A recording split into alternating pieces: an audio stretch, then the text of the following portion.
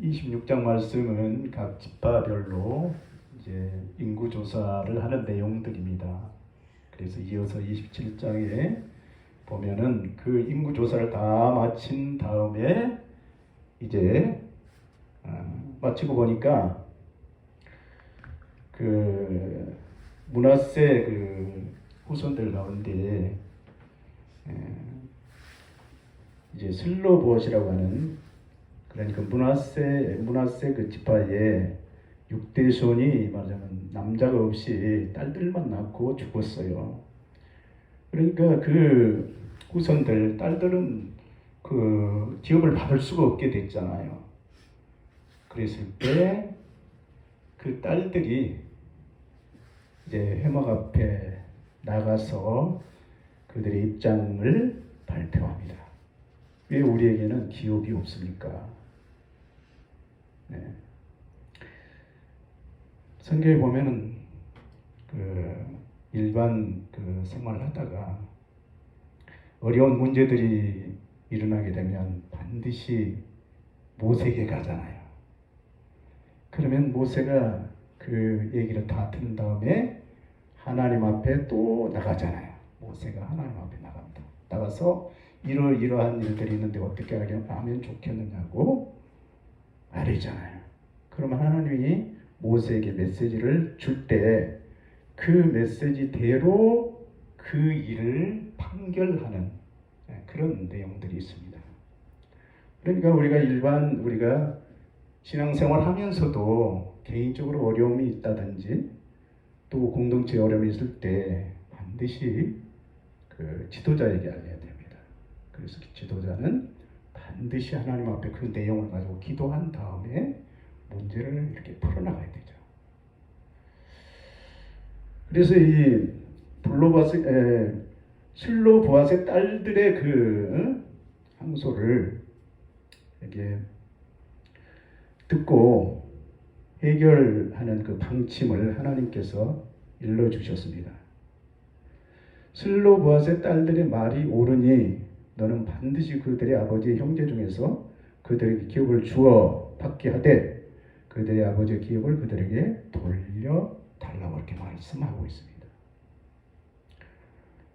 그러니까 오늘 본문 말씀 전체를 보면은 요셉의 그 후손들에게 돌아갈 그 분깃, 축복에 대한 내용이 말씀이 되겠습니다.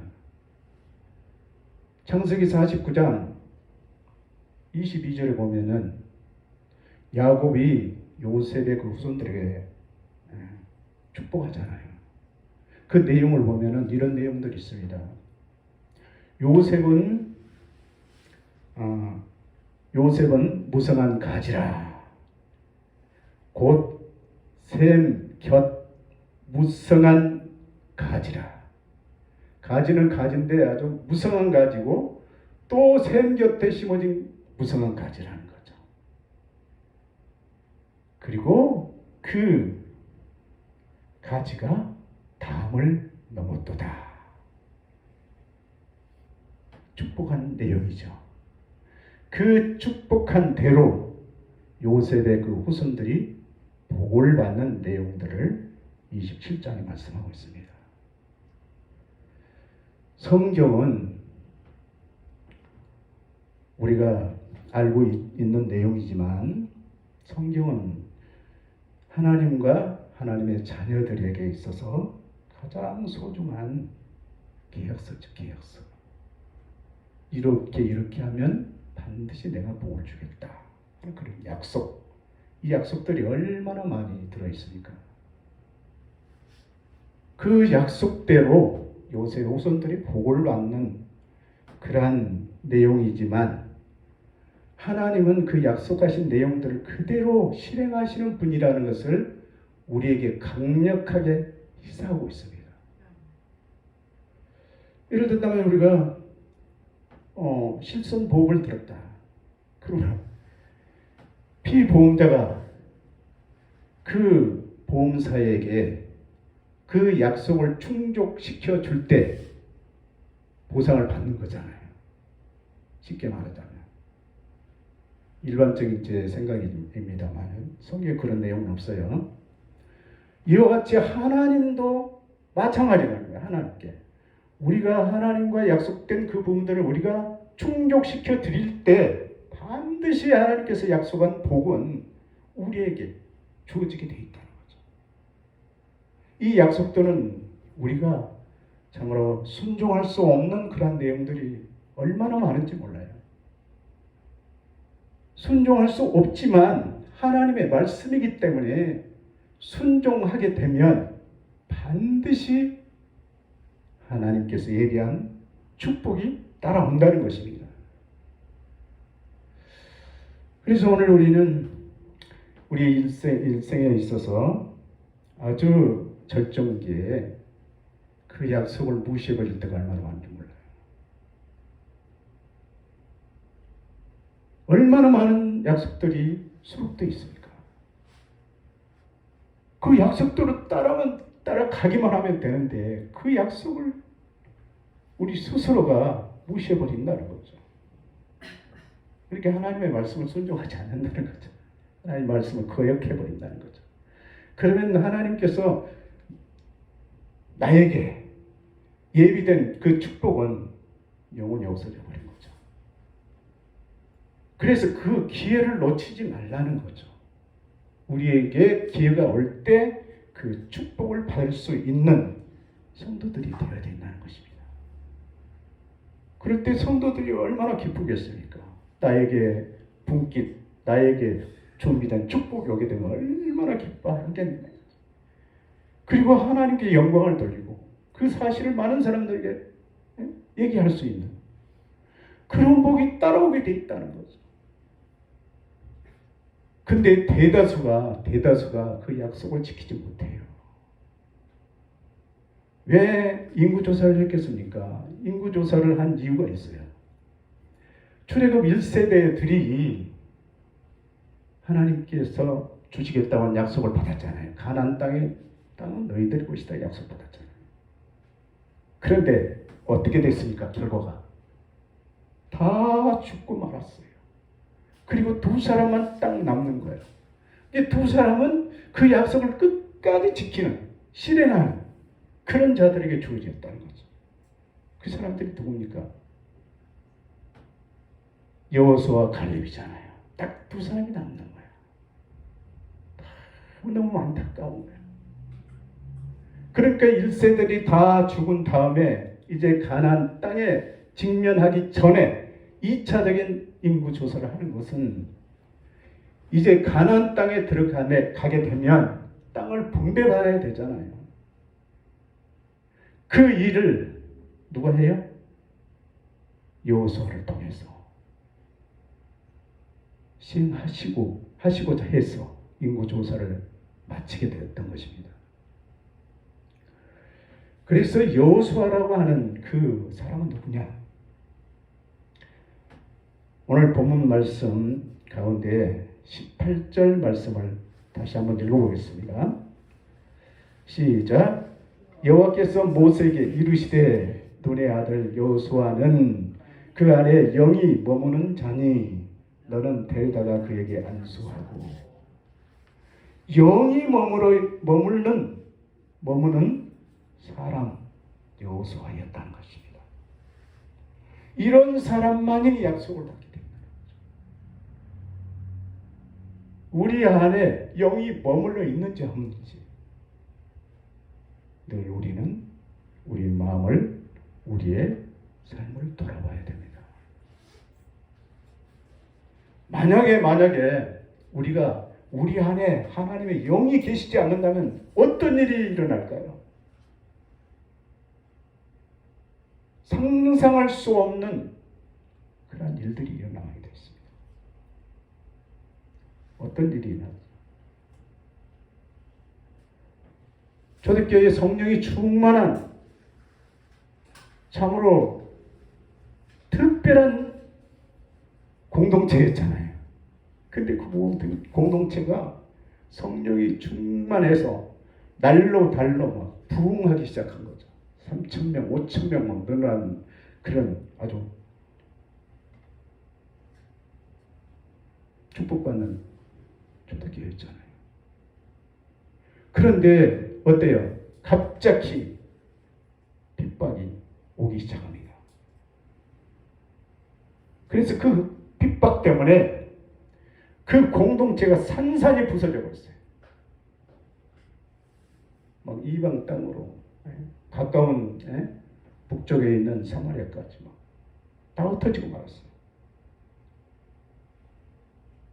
그런데 그 흩어진 사람들이 그들이 머무른 곳에 교회를 세우잖아요. 각각 흩어져서. 근데 우리가 잘 알다시피 사울이라고 하는 인물이 있었잖아요. 사울. 우리는 사도 바울 하면 위대한 아주 선교사, 위대한 지도자라고 우리가 생각하잖아요.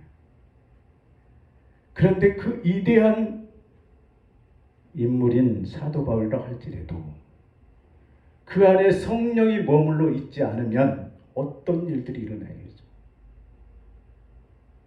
교회를 핍박하는 인물이 되나죠? 핍박하는 사람. 그리고 흩어져 있는 모든 사람들까지 잔멸할세. 공문을 받아가지고 어디까지 갑니까?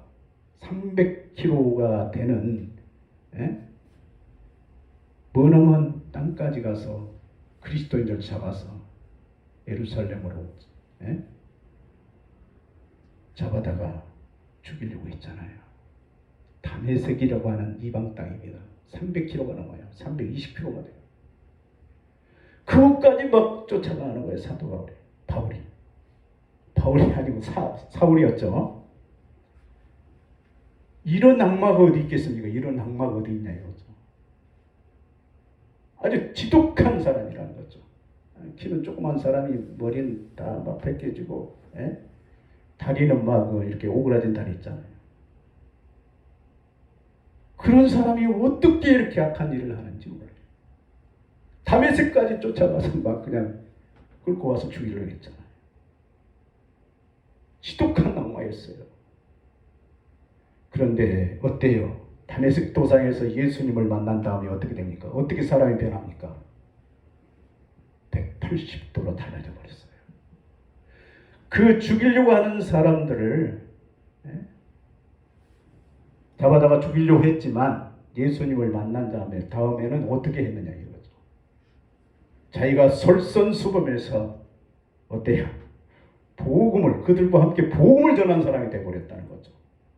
이와 같이 성령이 머물지 않으면 누구라도 어느 시점에 가서 악마로 변할 수가 있다는 것을 성경은 우리에게 말하고 있습니다. 악마가 돼요. 상상할 수 없는 공동체를 훼손시키고 서로 막 욕하고 다투고 불평하고 원망하고. 그래서 우리는 성령을 받지 않으면, 성령의 충만을 받지 않으면 사울과 같은 사람이 된다는 거죠. 어떻게 사울이 이렇게 이런 아주 악한 일을 할 수 있었느냐 이거죠. 이 사람은 아주 어때요? 정의가 아주 불타오르는, 아주 그냥 지글지글 막 가슴이 끓어오르는 그런 사람이었어요. 그런데 이런 사람을 하나님께서 주의 이름을 전가하다가 순교하는 사람으로 만들었다는 것입니다. 이렇게 해서 우리가 성령이 우리 마음에 머물러 있는 사람과 머물러 있지 않는 사람과 대조시켜서 오늘 우리에게 교훈을 주고 있습니다. 성령이 머물러야 돼요.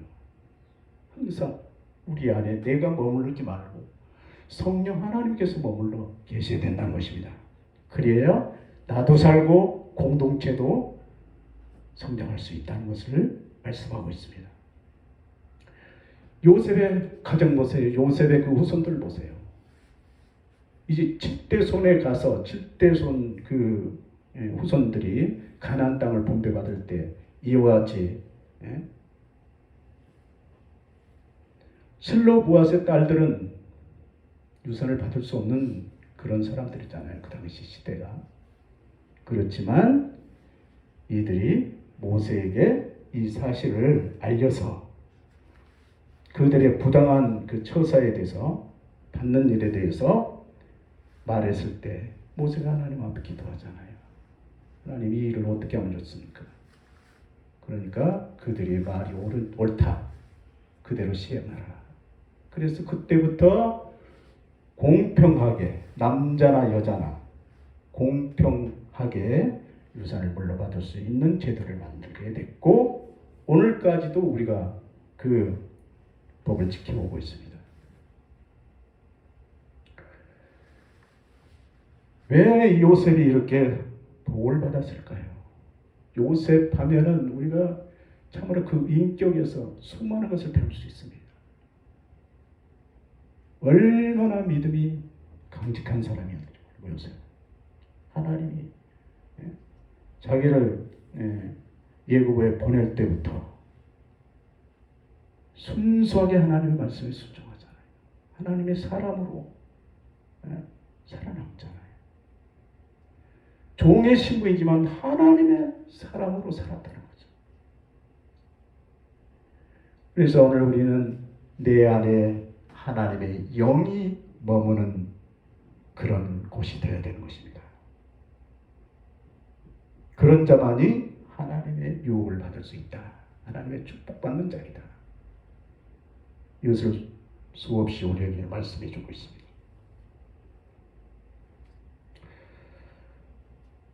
이 여호수아는 38년 동안 모세와 함께 현장에서 교육을 받았습니다.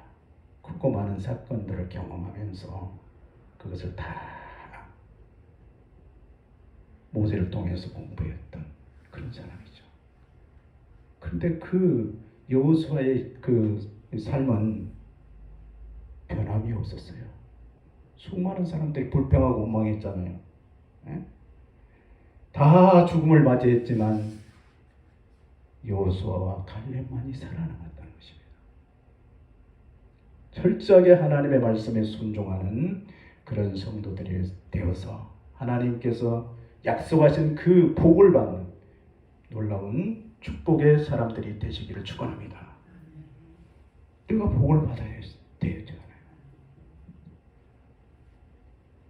오늘날 성도들도 그렇습니다. 수많은 성도들이 열심히 신앙생활하다가 어느 시점에 그냥 어때요? 그 축복의 기회를 놓쳐버려요. 하나님께서 이스라엘 백성들뿐만 아니라 우리들에게도 그와 같이 하나님의 축복을 받을 수 있는 사람들에게 어때요? 테스트가 시작되잖아요.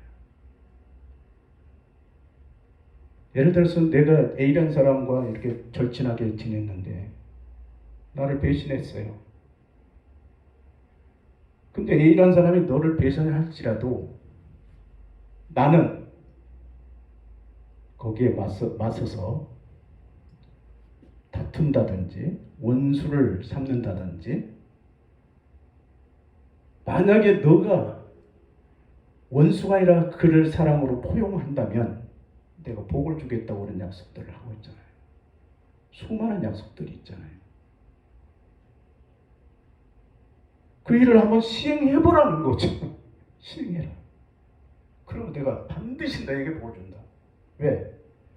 너를 배신한 사람하고 똑같이 되었을 때는 복을 받을 수 없는 사람이 되고 그 사람을 뛰어넘어서 그가 나를 배신했더라도 내가 끌어안게 되면 어떻게 돼?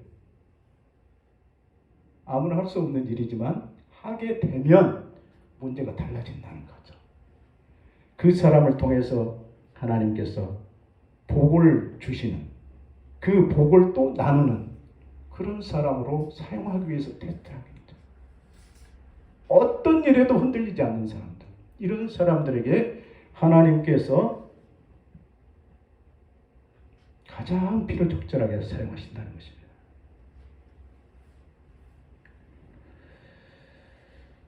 그래서 오늘 우리는 오늘까지 우리가 신앙생활 하면서 수많은 일들을 겪어왔잖아요. 예? 성도들과 성도들 사이에 이해관계가 엇갈려서 수없이 많은 일들을 우리는 치러왔습니다. 그때마다 어때요? 기회를 놓쳐버렸던 지난 일들을 우리가 생각해 볼 수 있습니다. 저도 마찬가지예요.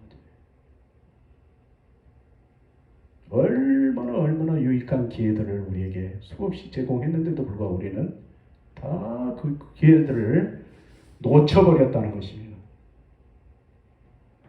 이스라엘 백성들 보세요. 38년 동안 하루에 90명, 하루에 80명이 죽어나갔잖아요. 하나님의 말씀에 순종하지 못했다는 것이죠. 그 약속을 다 포기해버렸다는 거죠.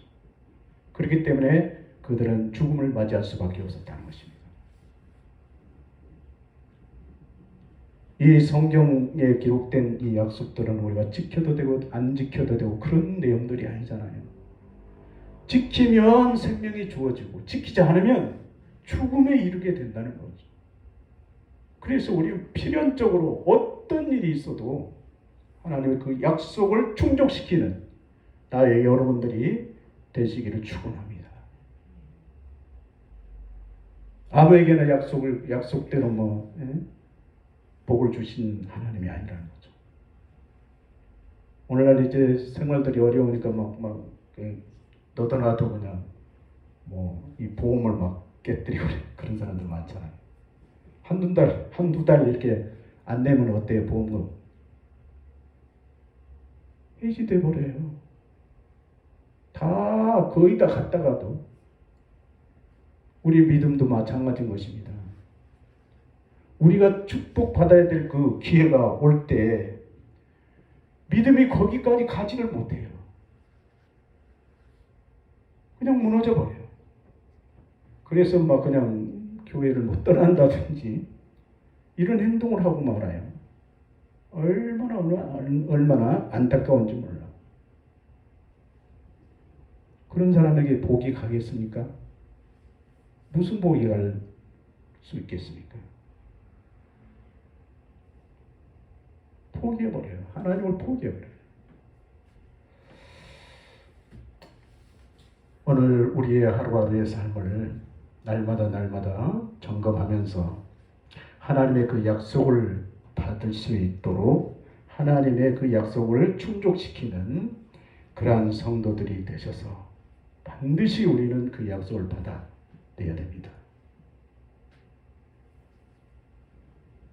그래야 우리 후손들에게도 요셉의 후손들처럼 그 가문에 대대로 복이 흘러갈 수 있어야 된다는 것입니다.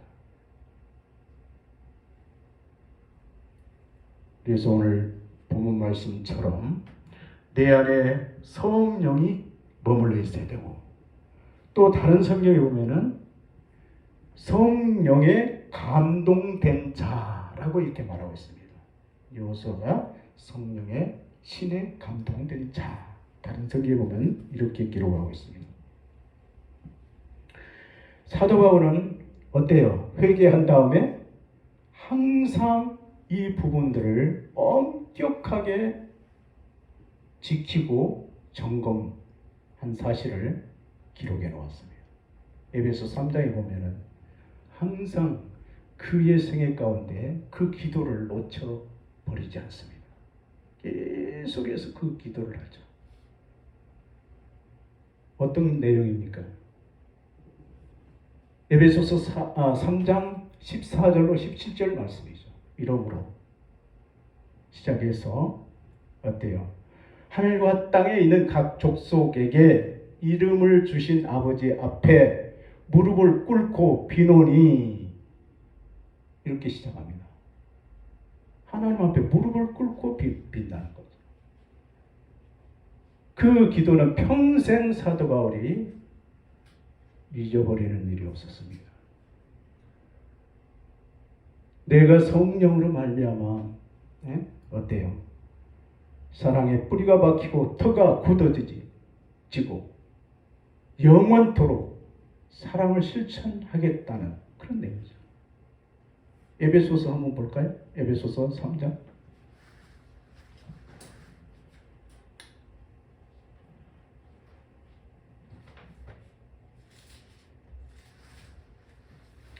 에베소서 3장 14절부터 보겠습니다.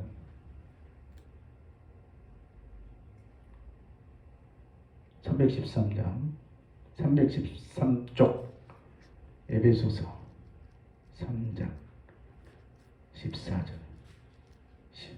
15절 16절 17절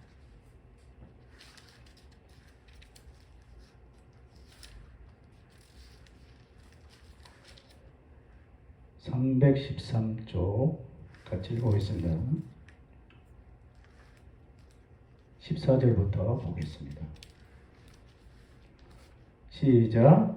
이러므로 내가 하늘과 땅에 있는 각 족속에게 이름을 주신 아버지 앞에 무릎을 꿇고 비노니 그의 영광의 풍성함을 따라 그의 성령으로 말미암아 너희 속사람을 능력으로 강건하게 하시오며 믿음으로 말미암아 그리스도께서 너희 마음에 계시게 하시옵고 너희가 사랑 가운데서 뿌리가 박히고 터가 굳어져서 능히 모든 성도와 함께 지식에 넘치는 그리스도의 사랑을 알고 계속 말씀하고 있죠.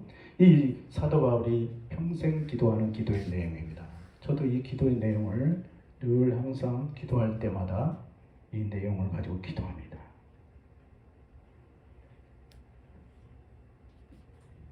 어떤 내용입니까? 너희 마음에 그랬죠. 내 마음에 이렇게 그렇게 생각합니다. 그리스도께서 내 마음에 계시게 하시옵고 너희가 사랑 가운데서 뿌리가 박히고 터가 굳어져서 사랑에 뿌리가 박히고 그 터가 굳어져요. 흔들리지 않는 그 터가 되어야 된다는 것입니다. 이것이 바로 사도 바울의 기도에 평생 기도하는 내용입니다. 오늘 우리를 또 성령이 내 마음에 항상 계시는 그러한 성전이 되어야 될 줄 압니다. 그의 영광의 풍성함을 따라 그의 성령으로 말미암아 그랬죠. 너희 속사람을 겉사람이 아닙니다. 속사람을 능력으로 강건하게 하시오며 믿음으로 말미암아 그리스도께서 내 마음에 계시게 하옵시고 내가 사랑 가운데서 뿌리가 박히고 터가 굳어져서 이 내용들이 나와 여러분들의 삶을 지탱해주는 기도가 되셔야 될 줄 압니다. 기도하겠습니다. 사랑의 아버지 하나님, 오늘 또 감사와 찬양을 드립니다. 세상에서 가장 연약하고 부족하고 어리석고 우둔하여서 하나님의 뜻을 순종하지 못한 연약한 저희들 하나님의 자녀로 삼으신 아버지 하나님, 오늘 우리가 남은 생애를 살아갈 때 내가 사는 것이 아니라 그리스도께서 사시는 하나님의 자녀가 되게 하여 주셔서 하나님의 기쁨과 영광과 찬송이 되는 그러한 생애를 살아갈 수 있도록 축복하여 주시옵소서. 예수님의 이름으로 기도하옵나이다. 아멘.